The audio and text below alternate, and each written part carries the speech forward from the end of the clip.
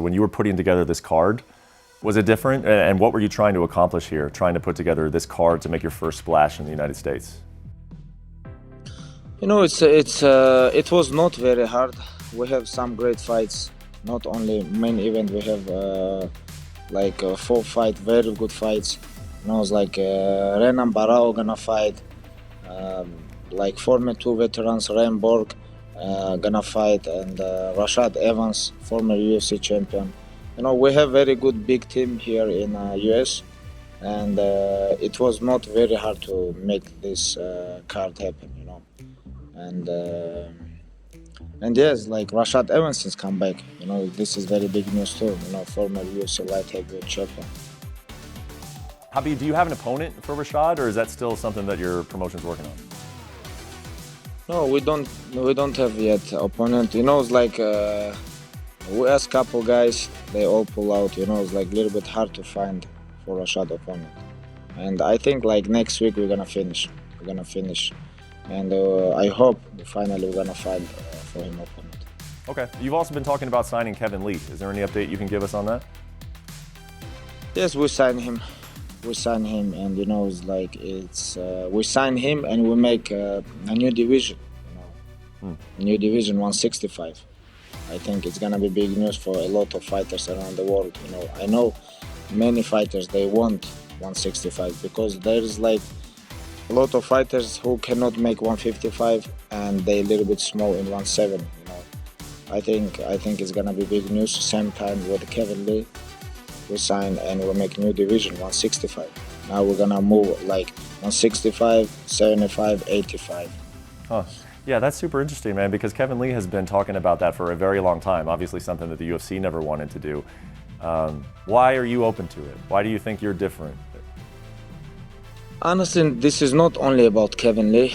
This is about a lot of fighters. You know, it's like 15 pounds between like 155 and 70. It's a little bit big. And I know because when I was fighting, how it feeling, and I was talking with a lot of fighters, you know, around the world, like here in the US, in Russia, everywhere, and a lot of fighters they asking why not like other promotions like UFC, Bellator, PFL, why they don't make 165? And we're gonna be first. I think a lot of fighters are going to be happy with us. Maybe what you're talking about is part of the answer to this next question, but I wanted to ask you why you got into the promoter business. Like what you mentioned that you purchased the company a year ago. Why? Like why make this part of your day-to-day? Because I have so much knowledge. You know, I can share with my knowledge with a lot of people, and I can make comfortable position for a lot of fighters around the world, because like how many fighters right now are signing in US, like for example like UFC, Bellator and PFL is like 1,000 fighters, and how many fighters we have around the world, like thousands and 100,000, maybe more, but we have place and we have like, you know, we have good opportunity to create platform where fighters can, where we can make big stars, you know, and we're gonna change a little bit system too, not rules but system, because MMA go high every day, you know, and MMA become global sport right now, and you know, it's like we have only a couple big promotions, and I think we need more. Like Eagle FC, but right now we're gonna create some new system. You guys gonna know very soon about this, and we're gonna make platform where fighters gonna be happy, you know, like more happy with other organizations. You know, nothing against like our big brothers, but you know, this business have to move on. You know. What are some of the things you're talking about, Khabib? What are some of the things that you found as a fighter could be improved upon from the promoter side? Like for example, like we have system like NBA, We have system like soccer, like football, like European football. We have system, for example, like in Formula One, like something like this, you know. Not like right now we have in other organization. Everywhere we have same system. Maybe we're gonna make a little bit different. Not maybe. We're working on this. Okay. I mean, I'm sure that all of these details will come out in time, but some of the things that come up to my mind are like weight cutting. Like, how will your promotion view weight cutting? Will it be similar to what's going on in the sport right now? I don't think we're gonna change something. We just wanna change weight classes. 135, 145, 55, 75, 85, and 205, and heavyweight. And maybe next year we're gonna work on.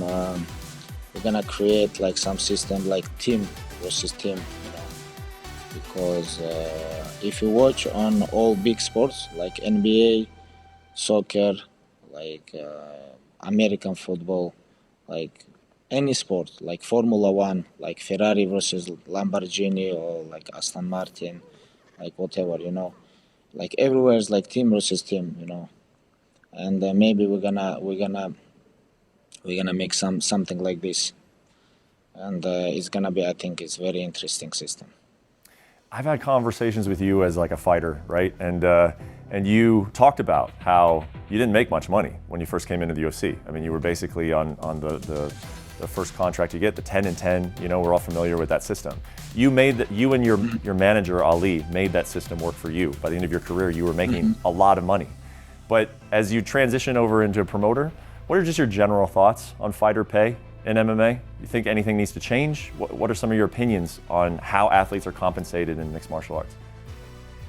Yeah, it's like a little bit hard question.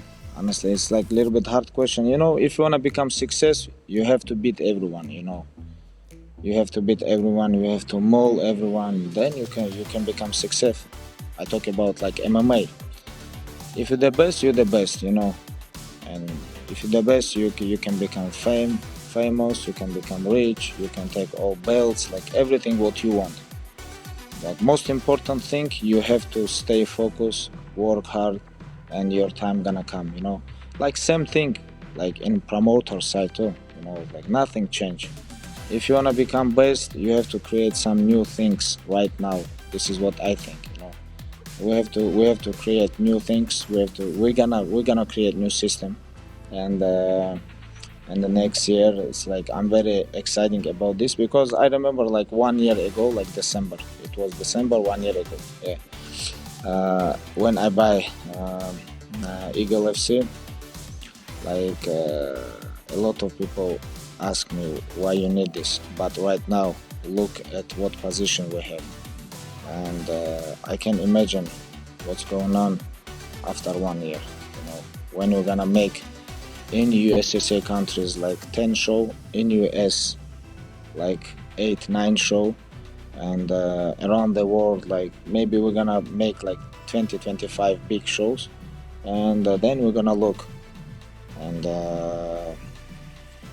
what we have to do in future and what we did last 1 year. It's gonna be very interesting after 1 year. Look at what how become big Eagle FC. Yeah, and that's a big reason why you're coming over to the US, right? Because you've said you got to come over to the US. You have to have that platform. You have to have that exposure for your promotion, right? But you've also said that you don't want to be in competition with any of like those bigger brothers that you just mentioned. You don't want to compete with any other promotions. If you start to do what you're outlining, though, Khabib, and I know that you don't do anything, you don't get into anything to not be number one at it, right? I mean, is the goal to eventually make this the best, biggest MMA promotion in the world? You know, it's like I'm competitor, you know, Brad, you know, and everywhere where, like, when I beginning something, I just want to be the best, you know. If I want to be number 3, number 4, why I have to do this? This is not who I am, you know. And this is how I tell you earlier, like, we're gonna create new system, and I think when other promotion they gonna see our system, they just gonna try to follow us. This is what I think, and Yeah, we'll see. When you talk about you're competitive and you don't get in anything to be 2, 3, or 4, you know who else is like that? Dana White. And I know that you have always had a great relationship with Dana White, but do you wonder at all when that first phone call is going to be where maybe Dana is mad that you signed a guy that he wanted to sign or anything like that? Because you can't do this venture without running into Dana White occasionally, right? No, Dana is my like big brother. You know, I always have very good relationship with him. Even yesterday, I was talking with him about my things, and like I keep in touch with him all the time. And Dana is a man, you know. Maybe some people don't like him, but who cares? Me and him, we have great relationship, you know. But but if you wanna fight, we can fight in Eagle FC. You see this cage? But you know, how many years Dana in this business? Like almost 30 years. Mm-hmm. And how many fights he make, you know, happen? How many fans around the world he make happy because of he make a lot of big fights, you know. And Dana is not like boxing promoter, you know. They try to create, they create one fight, they work on this like 10 years, you know. And Dana can create like you can watch like me versus Conor and like Brock Lesnar, Frank Mir. How many like great fights this guy make, you know, like since when he beginning run his promotion UFC, you know, how many great fights we see, you know. This is because of Dana White. And I think like